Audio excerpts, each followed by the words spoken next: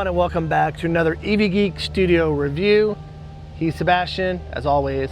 I am Joel, as always, and we're continuing our series on used EVs. And today we got a doozy: 2022 Rivian R1T Quad motor, large pack, all-terrain tires.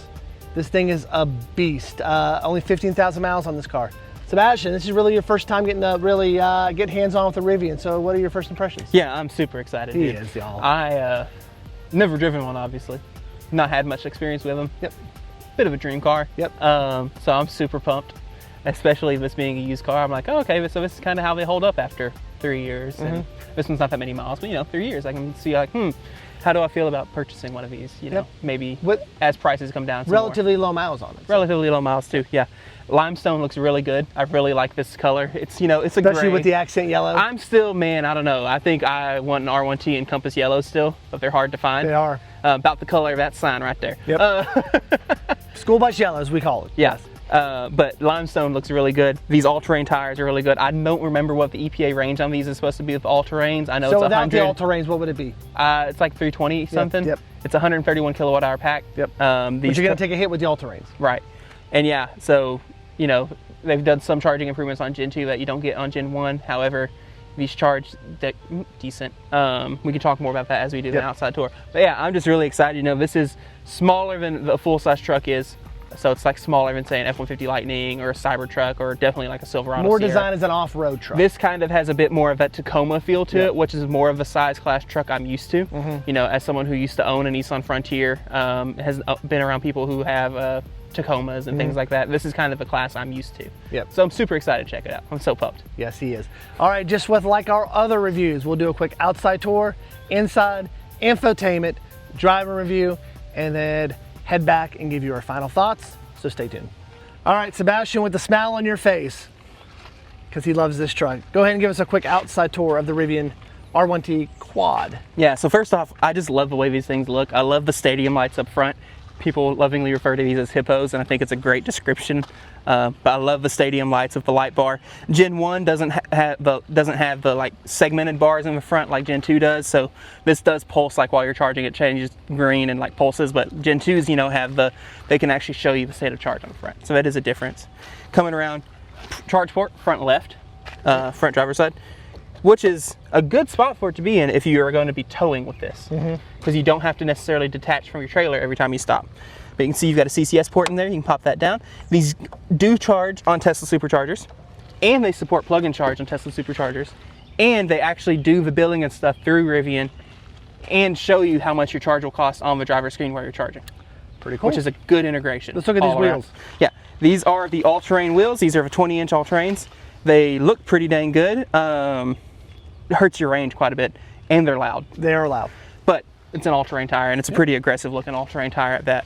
And looking at some of the dash clips, this came from an area that needed these tires. Yeah, it has some gear guard clips stored in the memory on there, which we can look at actually. It'll be a good way to show features. And you can tell in every single one of them it was covered in snow and everything. So yeah, auto present door handles, love to see it. Pop that open. Love this Compass yellow badging on the outside. See, that's the color I want the whole truck to be. And with this color, it does awesome. Yeah. We'll take a peek real quick at the rear seat.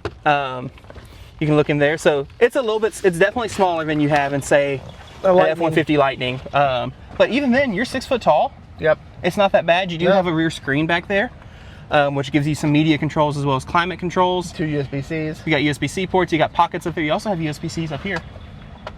Oh, I did not notice that. In the backs of the top of the seat, and a little hook. It looks like you could use to attach like an iPad. You could probably hang an iPad from Kid's little thing if you have a child back here in a car seat or something. Yep. It's got a center console as well, which is neat. It's nice leather interior, or vegan leather, whatever we're calling it nowadays. Love the accent too here. There's a little yellow on the back here, and you can see the yellow on the hand grips up here too. Got a glass roof. Full glass roof. This has the Meridian sound system in it, I believe. Yeah, which from what everything I've read online, the Meridian sound system is apparently way better than everything they do in the Gen 2. Oh, okay. Apparently the Gen 2 premium audio is trash. Oh, okay. From what the internet has told me, and that the Meridian is much better. Coming around here, one of the truck's big features is you have a button here where you press, and it pops open, and you can open this up, and you have the gear tunnel. And so you can see golf clubs, goes all the way across. You've also got 12-volt outlet right there inside it, and in these doors, you can pull that and pop open, and there's little storage pockets for this, which is going to be one of two things. Let's find out. It was used at one point. It was used. It looks like it's supposed to have the air compressor stuff, and looks like that's your tire kit. And there will be one on the other side as well. But yeah, so you can store little things in there as well, which is nice. It does also tell you you can use these as a there you go. You can use these as a step. It does give you a weight limit on it, but you can step up on it and use it to get things on the roof, like if you have a roof rack on, for example. So with this one that we have today, no electric tonneau cover, correct? No electric tonneau cover. I do like, so Rivian gives you points to mount crossbars in the bed as well as on the roof, which I love. Come around in the bed, you have a button here to pop it. Falls down like that. I do like how you have this piece that makes it kind of one big smooth flat area. If you look over here on the driver's side, switch around with you, you have a built-in air compressor, which is awesome. And I was expecting the box I just opened to have the hose in it, so that you can... Someone must have used it and kept it. This is a used vehicle. This is a used vehicle.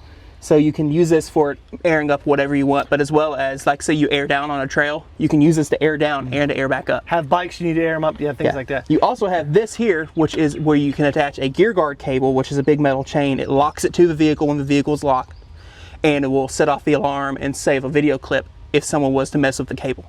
So you can use that to, like, if you have bikes up here on the rack, you can strap the cable through. Canoe, something like that, right. Love now to see it. Now you did say this comes with a... Getting there. Oh, sorry. Getting there. On the passenger side, you have two 120-volt outlets. Alrighty. Good to see. Not as much power as you get on something like a Lightning, but it's good to be there nonetheless. Sufficient. You'll also see, if you look right here, you have a little pull, which you can pop up, and That's you see what I was talking about. Full-size, all-terrain spare tire. Yep. Which is pretty sweet. And I'm pretty confident, if I remember right, I'm not going to try to get that out. I'm pretty confident it matches the rim too, so you can fully use it. Gotcha. This is not a power up or down tailgate. It has some assist to it though, to make it a little easier. That awesome light bar in the back too. Awesome light bar in the back. You can also open the gear tunnel on this side, obviously. First aid kit under that one. Cool. Pop that. And the last thing we're going to look at is front trunk. So go ahead and get that closed. Come around and take a good peek at that again. Again, love the way this looks. Love the compass yellow accenting all over the outside. You can pop front trunk. There's a button here. Go ahead and press that. It is power open and close, which is nice.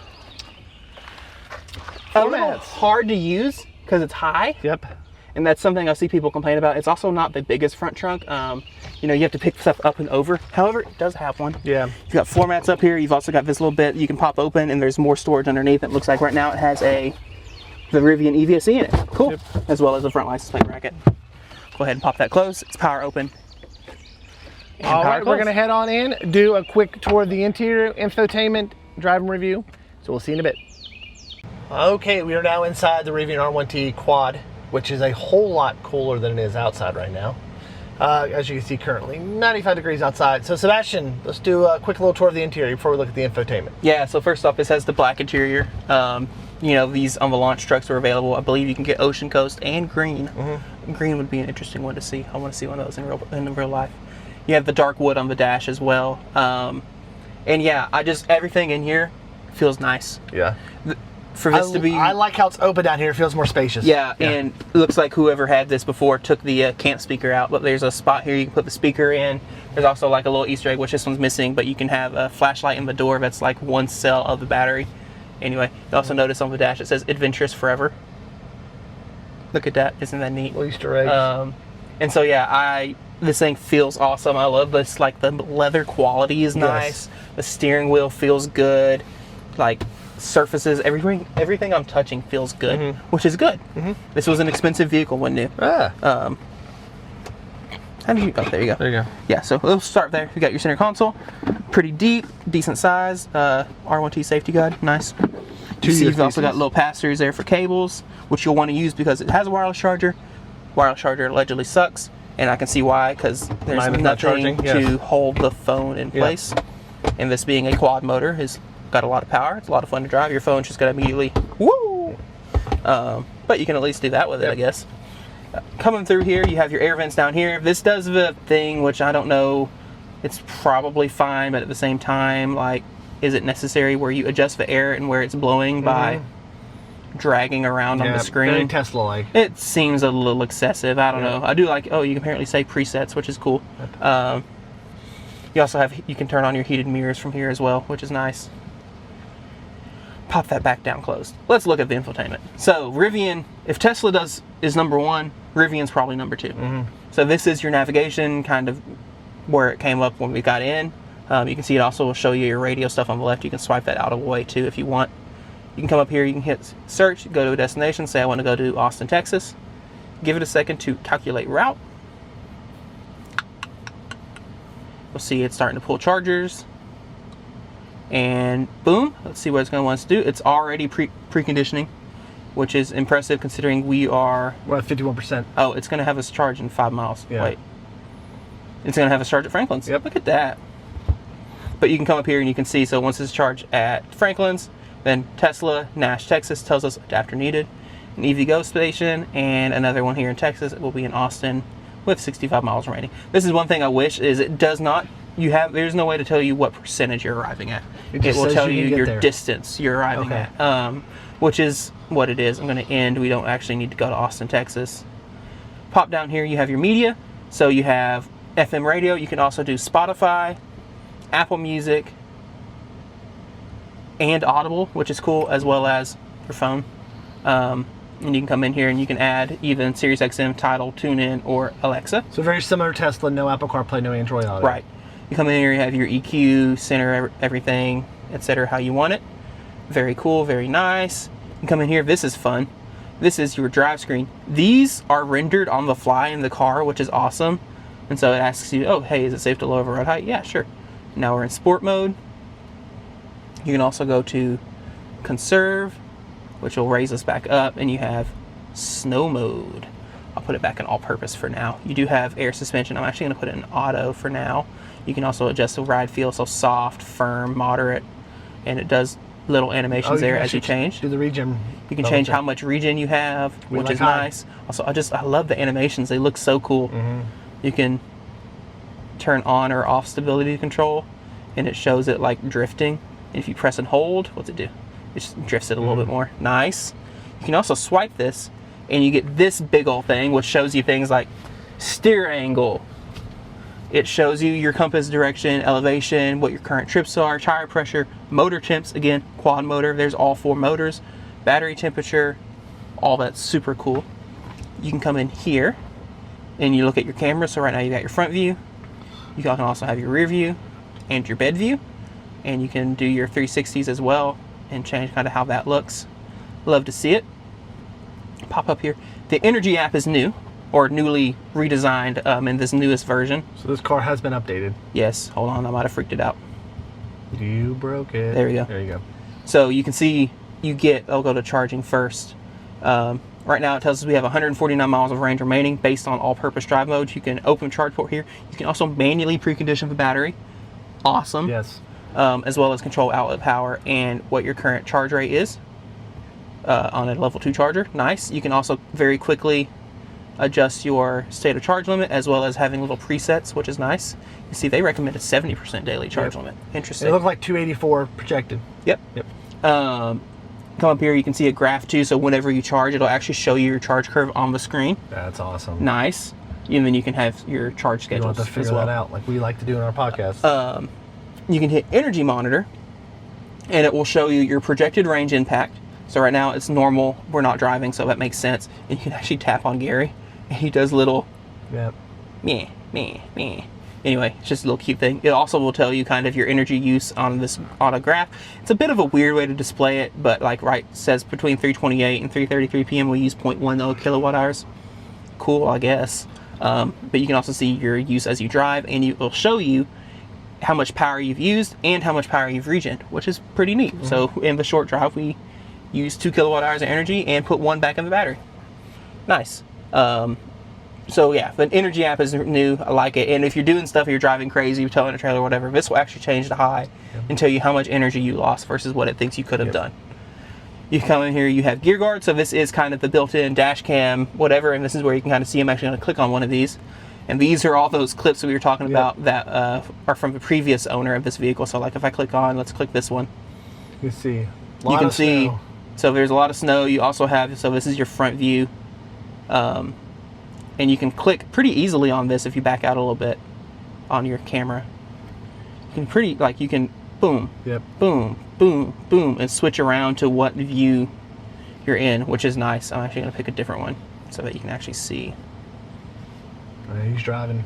So again, all snow. All snow, which is why we have all terrains on this. But yeah, and so I just love that you can very quickly switch between that. Look at that. Got snowboards in there. Love it. Love it. We're not snowboards, skis. This car was bought and did its purpose. You have camp mode, which is nice. You can come in here. You can do turn off exterior lighting and sounds, turn on your mirror lights, turn all the displays off. You can do leveling, which is awesome. So if you're trying to camp in the truck and using a rooftop tent or whatever, and you're kind of in a wonky position, the truck will level itself so that you're not sleeping funky.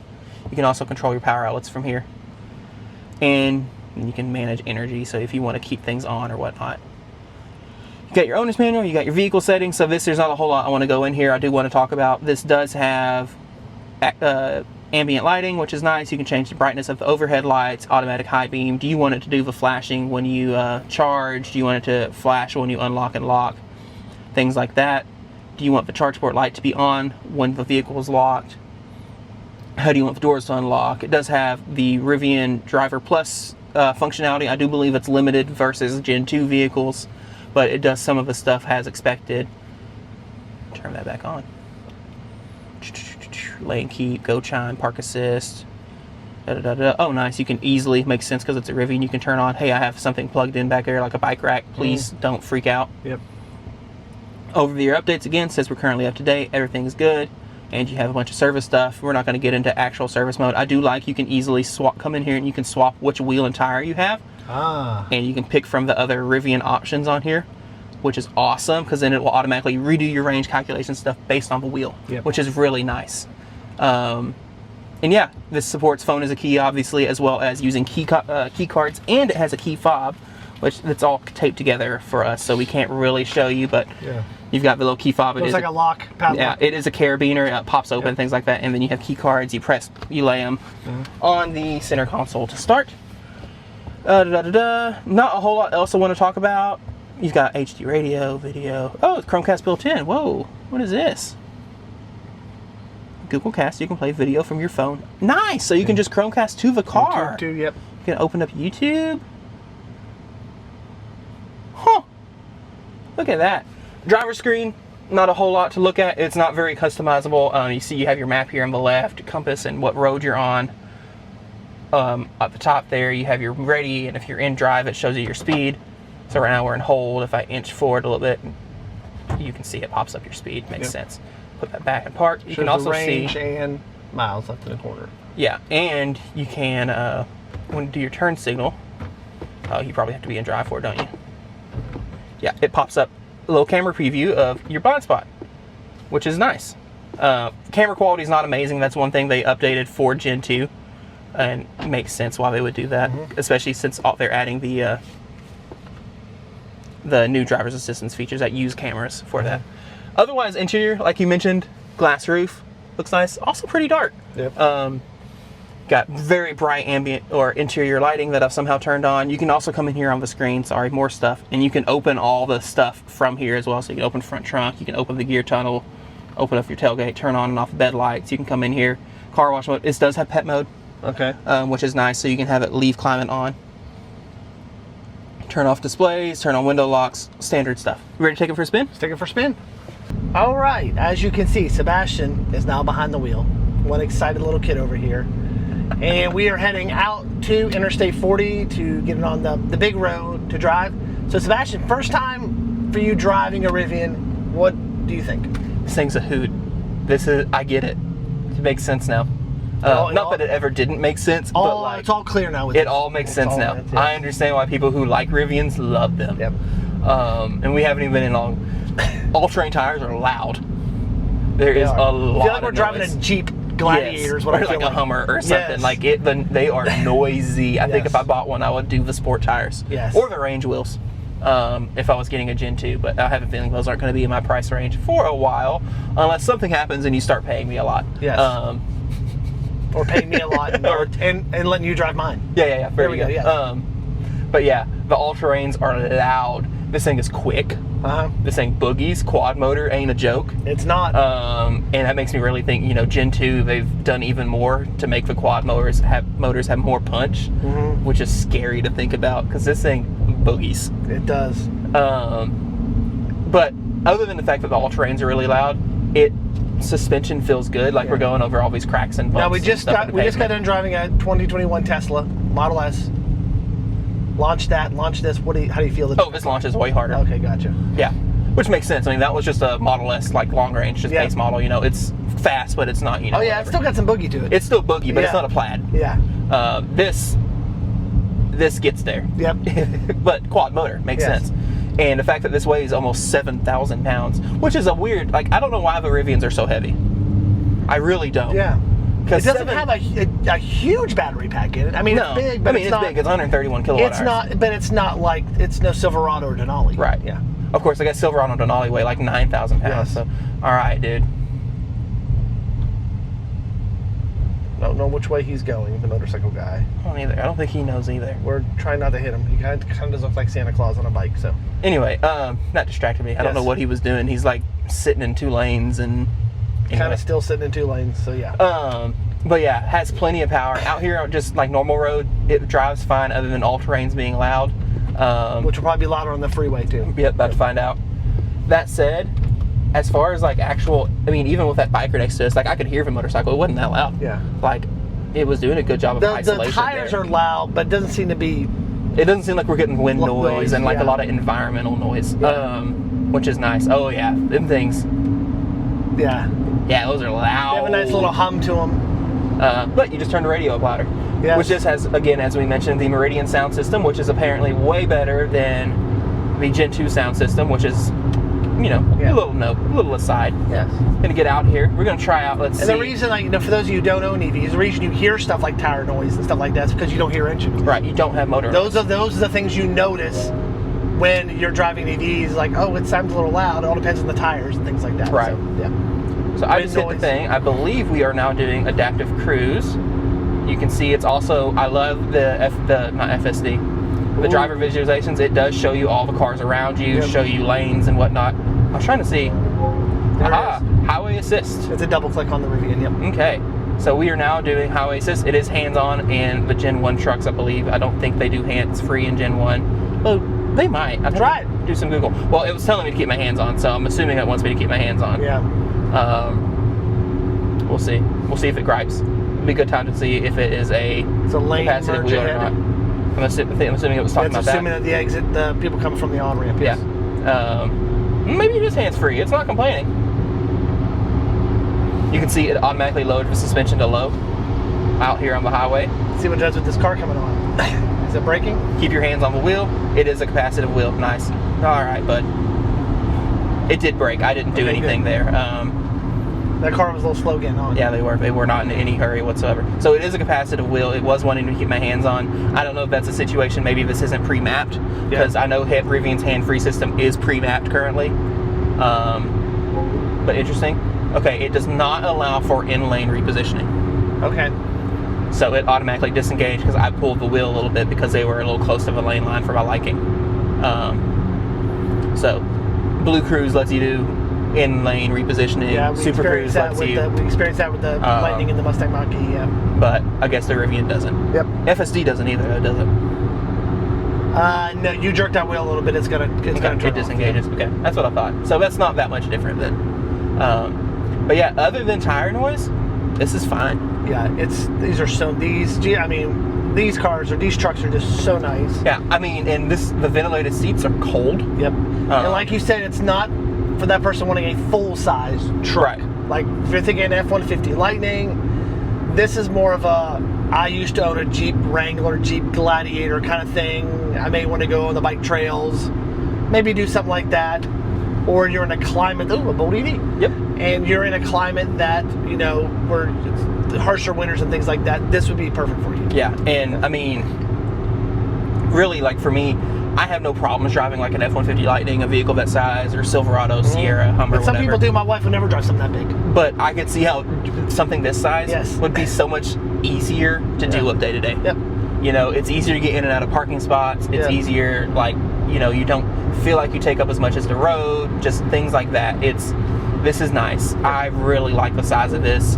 The back seat is a little tight for adults, but for me, like, the only people that would ever be in the back seat would either be my wife, because she wants to sit next to my daughter, or just my daughter, who has 2. And for me, it would be my 16-year-old or my 12-year-old, and he's almost 6 foot, but he would be fine. Yeah. And really, I mean, you got back there and it was fine. It was fine, yeah. It wasn't, again, we drove an F-150 Lightning this morning. And we adjust our kids' seating in the back seat depending on who's driving. So if I'm driving, we put my little one behind me, the oldest one behind my wife, because she's only 5'2", and vice versa. If I'm in the passenger seat, then the little one is behind me, and the oldest one is behind my wife. So we play that little game.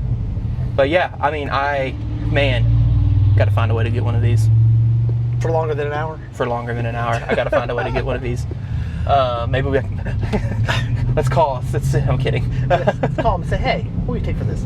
So yes, we're going to head back to Evolve Auto, who let us borrow this for the day. We'll do our final thoughts. So we shall see you in a few. We have arrived back here at Evolve Auto with this is a 2022, correct? 2022 Rivian R1T Quad motor. Sebastian, I'll let you talk, because this was like kid in a candy store for you. Yeah, so I get it. I mean, I know I already said that, but I get it. I understand why Rivian people say that they're their favorite cars they've ever owned. He's a believer now, folks. Because, like, you get in, everything feels nice. The infotainment system there was a couple little times that it seemed to glitch out or lag out a little bit, things like that, nothing feels cheap in here. Nothing in here feels cheap. Everything feels good. Didn't even realize cup holders are right there. And even that is like metal and like has like a nice ratcheting mechanism to it. Anyway, everything feels good. It drives well. I wouldn't get AT tires. No. I would get regular road tires, because the ATs, I think, are just too loud for day-to-day use. And you take that efficiency hit. So. And you take the efficiency hit. Again, if I was buying a Gen 2, I would get the range wheels, because I think they look good. I love the discs. Honestly, if I got a Gen 1 and could find a set of Gen 2s, I would do that too. Swap out the all-terrains for a set of Gen 2 all-terrain. Yep. Or Gen 2 range wheels. Range wheels, yes. Yeah, I just love the way those look. That said, drives fast. Yes. Drives well, and it's fast. Handles well. Like, it is a good car to drive. Yeah. I can see how you would road trip one of these. Now, so peak charging on these is right around, I think, 220 kilowatts, 210, 220. It'll pull 500 amps, and then it does the voltage thing. However, from what we've seen on a lot of these Gen 1 trucks, they don't love repeated charging stops. Yeah. The way Rivian does their kind of thermal management in their batteries, when you get into hot weather, like, right now it's 91 degrees out and stuff like that, or repeated charging stops, or like towing and having to charge multiple times, things like that. You see some thermal heat. They have some thermal they kind of hit that limit a lot faster, and then they'll throttle the charge down, and then it'll, slow down pretty significantly from there. But for me, I probably would never run into that, because I'm not towing. I would be getting on the highway doing 70, Your road 75. trip consists of maybe 1, maybe 2 stops. Yeah, and then I will stop and sleep, probably, unless I'm by myself, and then who cares? And so it would be perfectly fine for me, especially if we weren't on all-terrain tires and could go further on a charge. Anyway, but yeah, I get it. This thing's great. And the fact that we're going to start seeing more and more of these on the used market, especially as they start coming off lease or whatnot. This is a 2022 quad motor, large pack, 15,000 miles. It's in the 67? 61. 61, so yes. And I mean, you see them like 30,000 miles right around 50. Yep. And you're starting to see them get cheaper and cheaper and cheaper. While some of those lease deals are starting to come up, so you'll start seeing them hit the used market and things like that. I'm so pumped. And from what I can tell, like, there's some stuff on these early trucks that's kind of like early, just normal stuff that you find on any vehicle that just came out, like little trim issues or whatever that you can get fixed under warranty. I don't know of any like real major mechanical issues. I drove an older one, and it had some issues with a little bit with the suspension, maybe. You were in an R1S, right, though? I was R1T and an R1S. We had a little bit of the issue of the suspension making a little bit of crackle noise and things like that. But something that can be repaired, I'm sure, yes. Yeah. All right, we're gonna wrap it up. It's the end of the day for us here. We wanna thank everyone for watching today. Don't forget to subscribe. Hit that subscribe icon in the bottom corner of your screen. And don't forget to turn on your notifications so you'll be notified when new content like this drops. Once again, we will see you again on another EV Geek Studio review. So long, everyone.